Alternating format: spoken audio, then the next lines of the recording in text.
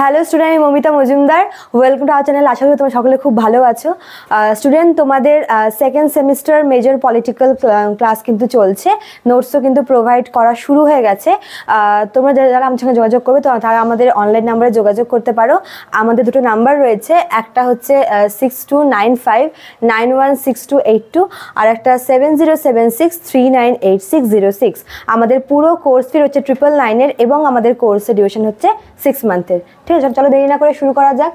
দেখো, তোমাদের আমি লাস্টের ভিডিওতে ফান্ডামেন্টাল ডিউটিস বা মৌলিক কর্তব্য সম্পর্কে আলোচনা করেছিলাম। আজকে সেখান থেকে কিছু এক্সাম ওরিয়েন্টেড কোয়েশ্চেন আলোচনা করবো। ঠিক আছে, শর্ট কোয়েশ্চেন। তো আমি তোমাদের মোটামুটি এখানে 6-7টার মতো কোয়েশ্চেন রেখেছি, যেগুলো কিন্তু পরীক্ষার জন্য খুবই ইম্পর্টেন্ট এমসিকিউ এর ক্ষেত্রে। ঠিক আছে, আচ্ছা দেখো, প্রথমে 1 নম্বরে বলেছে where does the fundamental duties of India derive from. মানে আমাদের কনস্টিটিউশনে যে মৌলিক কর্তব্য বা ফান্ডামেন্টাল ডিউটিস রয়েছে সেটা কোন দেশের কনস্টিটিউশন থেকে নেওয়া হয়েছে? তার আনসার হচ্ছে রাশিয়া বা ইউএসএসআর। ঠিক আছে, রাশিয়া আগে এই ইউএসএসআর এর হচ্ছে অন্তর্গত ছিল এবং বর্তমানে কিন্তু রাশিয়া হচ্ছে আলাদা হয়ে গেছে। ঠিক আছে, ওই জন্য তোমাদের এক্সামে অপশনে রাশিয়াও থাকতে পারে অথবা ইউএসএসআরও থাকতে পারে।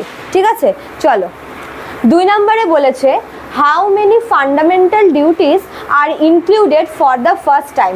দেখো, আমাদের যখন মৌলিক কর্তব্য যখন কনস্টিটিউশনে হচ্ছে অ্যাডপ্ট করা, যখন ইনক্লুড করা হয়েছিল তখন সেখানে ছিল হচ্ছে সংখ্যা 10টা।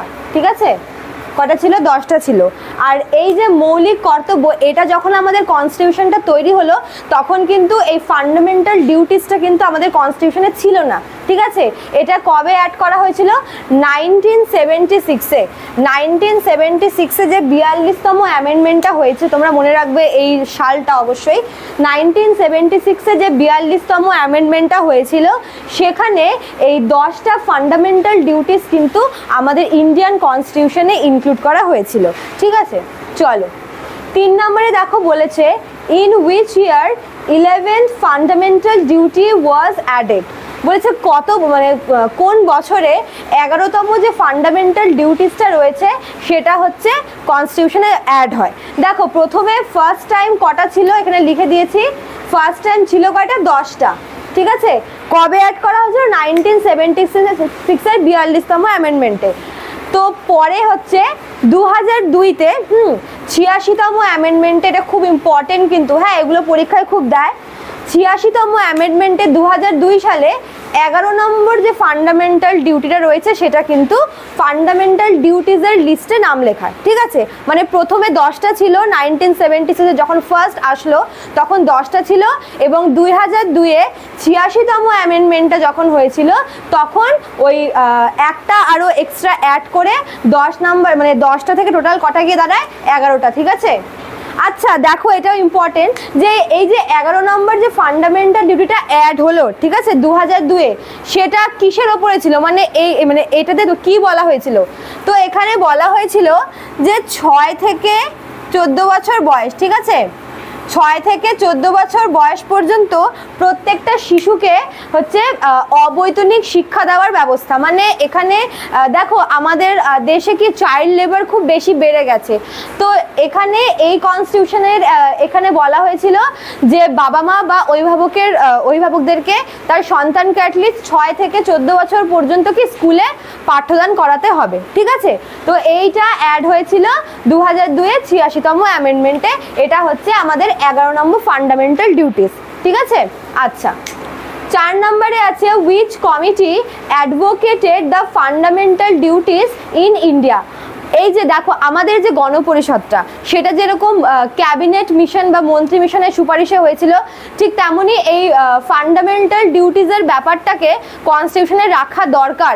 এই ব্যাপারে যে কমিটি তৈরি হয়েছিল সেই ব্যাপারে মানে ডিসকাস করার জন্য, সেই কমিটির নাম হচ্ছে স্বরণ সিং কমিটি। ঠিক আছে, স্বরণ সিং কমিটি, এটা খুব আসে যে কোন কমিটির সুপারিশে মৌলিক কর্তব্য ভারতের কনস্টিটিউশনে অ্যাড হয়েছিল, তো সেটা হবে স্বরণ সিং কমিটি। ঠিক আছে, আর এই কমিটিটা তৈরি হয়েছিল কবে? 1976-এ। ঠিক আছে, 1976-এ এই কমিটি তৈরি হয়েছিল এবং এই কমিটির সুপারিশে ওই সেম বছরেই হচ্ছে 10টা ফান্ডামেন্টাল ডিউটিকে আমাদের কনস্টিটিউশনে অ্যাড করা হয়েছিল। ঠিক আছে, আচ্ছা তারপর নেক্সট এখানে দেখো বলেছে in constitution fundamental duties are given in which article, মানে আমাদের কনস্টিটিউশনে তো অনেকগুলো আর্টিকেল রয়েছে, অনেকগুলো পার্ট শিডিউল রয়েছে, তো এই ফান্ডামেন্টাল ডিউটিসটা হচ্ছে কত নম্বর আর্টিকেল আছে, তো এটা হবে হচ্ছে 51 এতে, 51 এতে, আর পার্ট নাম্বার হচ্ছে 4 এ। দেখো এই যে 51 এ 4 এ যেগুলো এরকম ব্র্যাকেটে থাকবে, ঠিক আছে, সেগুলোকে তোমরা হচ্ছে উপধারা বলে, ঠিক আছে, সেগুলো মানে এগুলোকে পরে আর কি ইনক্লুড করা হয়েছিল। যেরকম আমাদের যেহেতু দেখো ফান্ডামেন্টাল ডিউটিসটা কিন্তু কনস্টিটিউশনের প্রথম থেকে ছিল না, এটা কিন্তু পরে অ্যাড করা হয়েছিল। তো এই 51তে অন্য একটা কিছু ছিল, তো পরে যখন ফান্ডামেন্টাল ডিউটিসটা অ্যাড করা হয়েছে কনস্টিটিউশনে, তখন যেহেতু মানে এটাকে কি মানে ইম্পর্টেন্সের ভিত্তিতে এবার পেছনে তো অ্যাড করা যাবে না, তো এই জন্য এই 51 নাম্বার ধারাটারই আর কি ওর সাথে এটাকে ইনক্লুড করা হয়েছিল 51 এ হিসেবে, ঠিক আছে। 51 এ ধারাতে এটা আছে, আর কোন পার্টে, পার্ট নাম্বার 4 এতে, ঠিক আছে। আচ্ছা এই দেখাই, দেখো তারপরে বলেছে which idea included fundamental duties in the constitution, মানে আমাদের কনস্টিটিউশনে এই যে ফান্ডামেন্টাল ডিউটিস এর আইডিয়াটা কিসের, মানে এটা কেন রাখা হয়েছে, ঠিক আছে, এটার কারণটা কি। এটার অ্যান্সার হবে to prevent unconstitutional and subversive activities, মানে যে সমস্ত আর কি মনে করো যে মানে অসাংবিধানিক কাজকর্ম, বা মনে করো যে যেগুলো হচ্ছে ঠিক আর কি করা দরকার না নাগরিকদের, ঠিক আছে, যেগুলো অনুচিত, তো সেই সমস্ত কাজকর্ম বা যেগুলো করা দরকার সেই সমস্ত কাজকর্ম যাতে নাগরিকরা করতে পারে, মানে বলতে পারো যে যেটা ঠিক বা সেটা করার জন্য, আর যেটা বেঠিক সেটা না করার জন্য নাগরিকদের এই সমস্ত কর্তব্যগুলো পালন করতে হয়। তো ফান্ডামেন্টাল ডিউটিজের হচ্ছে এটাই আইডিয়া যে নাগরিকদের যাতে কোনো রকমের তারা যেন কনস্টিটিউশনের বাইরে গিয়ে কোনো কাজ করতে না পারে, কনস্টিটিউশনের আওতায় থেকে যেন তারা কি কাজগুলো করতে পারে, ঠিক আছে। আচ্ছা লাস্ট কি বলেছে, who were the members of S Singh committee, এই যে সোরেন সিং কমিটিটা তৈরি হলো, ঠিক আছে, এই মেম্বার কারা কারা ছিল। দেখো এখান থেকে তোমাদের কিরকম টাইপের কোয়েশ্চেন দিতে পারে এই কমিটির মেম্বার থেকে, ধরো তোমার বলতে পারে যে মানে কয়েকটা অপশন দিবে, বলবে যে হচ্ছে এদের মধ্যে কে সোরেন সিং কমিটির মেম্বার ছিল না, ঠিক আছে, বলে 1 2 3 4 করে অপশন দিয়ে দিল, সেখানে মনে করো এই নামগুলোর মধ্যে থেকে একটা নাম মিসিং, তো তোমাদের সেটাকে ঠিক করতে হবে, তো নামগুলো মনে রাখতে হবে, ঠিক আছে। তো দেখো কারা কারা ছিল মেম্বার, প্রথমে হচ্ছে এস রায়, তারপর হচ্ছে CM স্টেফেন, BN ব্যানার্জি ছিলেন, HR গোখলে ছিলেন, রজনী পটেল, VS আয়াদ, AR অ্যান্টুলে, আর হচ্ছে ভাসান শেঠ। তো এরা কয়জন ছিলেন হচ্ছে এই সোরেন সিং কমিটির হচ্ছে মেম্বার, ঠিক আছে। তো এখান থেকে এভাবেই দিবে। আর যেটা বললাম যে এটার ডিউটিটা যেটা মানে সরি এটার যে আইডিয়াটা সেটা হচ্ছে তোমাদের এমসিকিউতে আসতে পারে মানে অনেকভাবে, ঠিক আছে, সবাই কনফিউজড হয়ে ভুলভাল করে দিয়ে আসে।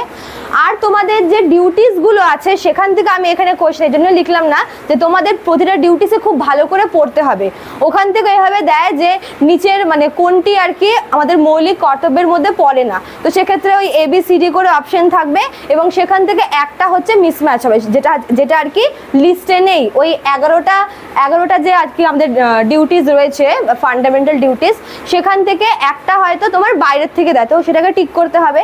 তো তোমাদের মেন এখান থেকে এগুলোই পড়তে হবে যে কোথা থেকে নেওয়া হয়েছিল, কত নাম্বার আর্টিকেল কত নাম্বার পার্টে রয়েছে, কত সালে কোন কমিটির ভিত্তিতে এবং কত নাম্বার হচ্ছে অ্যামেন্ডমেন্টের দ্বারা অ্যাড হয়েছিল, কতগুলি ছিল মানে প্রথমে এবং কতগুলি পরে অ্যাড হয়, কত সালে অ্যাড হয়, কত নাম্বার কনস্টিটিউশন অ্যামেন্ডমেন্ট দ্বারা অ্যাড হয়, তারপর হচ্ছে তোমার এটার আর কি কারণটা কি মানে ফান্ডামেন্টাল ডিউটিস কেন আর কি দেওয়া মানে ইনক্লুড করা হয়েছে আমাদের কনস্টিটিউশনে এবং ওই কমিটির মেম্বারগুলো, এবং সবথেকে ভালো যেটা সেটা হচ্ছে তোমাদের কিন্তু প্রতিটা ডিউটিস খুব ভালো করে একদম পুঙ্খানুপুঙ্খভাবে কিন্তু মনে রাখতে হবে, ঠিক আছে।